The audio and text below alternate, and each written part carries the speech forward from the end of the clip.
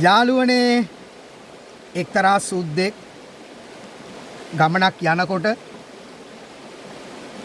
කකුල් දෙකේ යටිපතුලේ ගල් ඇනෙනකොට කටුපඳුරු ඇනෙනකොට ඒකට උත්තරයක් විදිහට හම් වලින් හැදුවලු ෂූස්.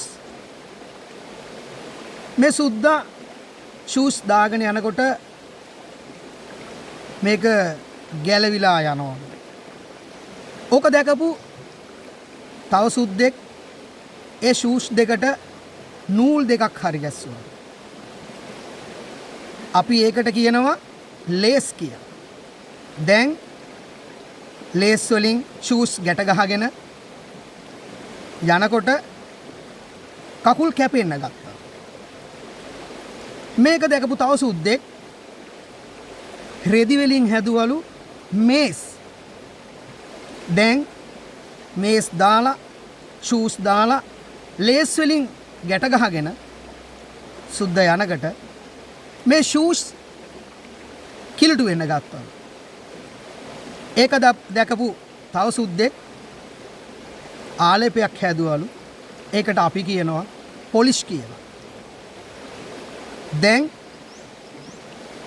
මේස් දාලා ෂූස් දාලා ලේස් වලින් ගැට ගහගෙන පොලිෂ් කරගෙන යනකොට මේක දැකපු තව සුද්දෙක් මේ සපත්තු මෙහෙම නැත්නම් මේ ෂූස් නිෂ්පාදනය කරලා කේස් වල දාලා අලෙවි කරන්න ගත්තා.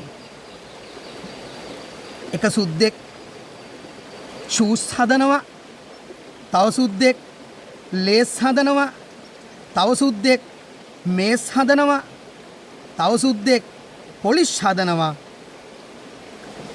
ඒ හතර දෙනාම හැර තව සුද්දෙක් මේක කේස් වල දාලා අලෙවි කරන්න ගන්නවා. නියමයිනේ. අපේ අයත් එහෙමම තමයිනේ. යාළුවනේ බලන්නකෝ අපේ කෙනෙක් ඉදිකට්ටක් හැදුවෝතින් අපේ අය කරන්නේ නූලක් හදන එකද? නෑ. ඊට වඩා ලොකු ඉදිකට්ටක් හදන එකනේ. වෙනසේ තේරුම් ගන්න. ලංකාව හැදෙනවා නම් හදන්න පුළුවන් අපිට තමයි. හොඳට බුද්ධිමත්ව තේරුම් ගන්න මේ පුංචි කතාව.